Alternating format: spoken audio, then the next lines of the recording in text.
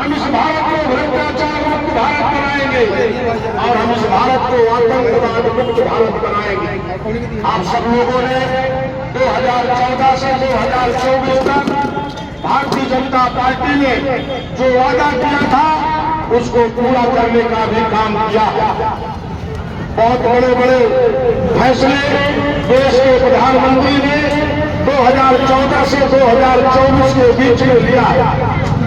अगर आप वोट नहीं दिए होते तो राम मंदिर का निर्माण नहीं हुआ होता। अगर आप वोट नहीं दिए होते तो धारा 370 नहीं हटती थी। आप वोट नहीं दिए होते तो बाबा विश्वनाथ कॉरिडोर नहीं बनता था। आपने वोट नहीं दिया होता तो मां विंध्यवासिनी कॉरिडोर नहीं बन पाता था। आपकी वोट की ताकत के बदौलत नारी बंधन शक्ति अधिनियम 2023 जो महिलाओं को आरक्षण 35% का दिया गया, आपकी वोट की ताकत की बदौलत ये सारे काम पहले भी हो सकते थे, मगर पहले की सरकारों के पास न तो सोच थी, न तो विजन था और न तो क्षमता थी और न तो देश के हित में कोई काम करने की ताकत थी उनके पास। उनके पास था सिर्फ तुष्टीकरण की राजनीति, लोगों को जातियों में बांटने की राजनीति करते थे।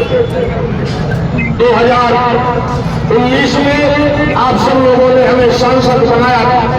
हम कहीं पहुंच पाए थे, कहीं नहीं पहुंच पाए थे, समय नहीं था, मगर फिर भी आप सबका आशीर्वाद हमें मिला और हम सांसद का चुनाव आपने जिताया और पार्टी ने हमें राष्ट्रीय महामंत्री का दायित्व दिया। उसके बाद 2 साल कोरोना काल का आया, पूरी दुनिया अस्त व्यस्त रही। 3 साल जो बचा हमारे लिए, हमने 6,500 करोड़ रुपए भारत सरकार से प्रधानमंत्री के विकास के लिए हमने लाने का काम किया।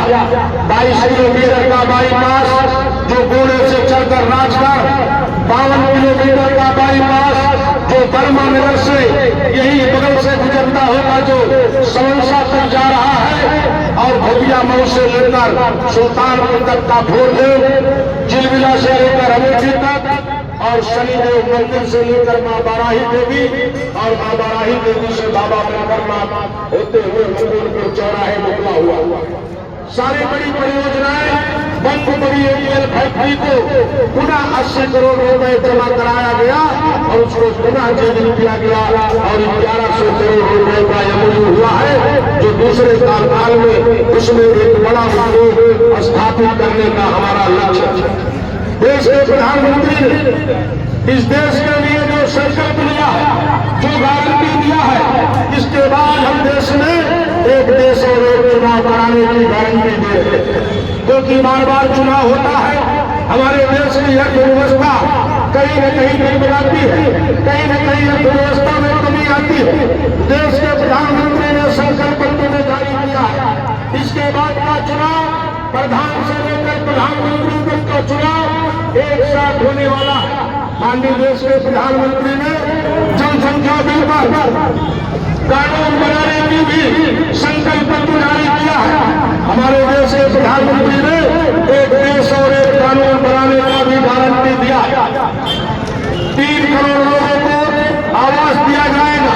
जिसके घर में 70 साल का बुजुर्ग रहता है, कहीं न कहीं उसके परिवार में इलाज के अभाव से बुजुर्ग को कोई ध्यान नहीं देता। देश के प्रधानमंत्री ने 5 लाख रुपए का गारंटी दिया है कि 70 साल के बुजुर्ग को 5 लाख रुपए का इलाज फ्री में किया जाएगा।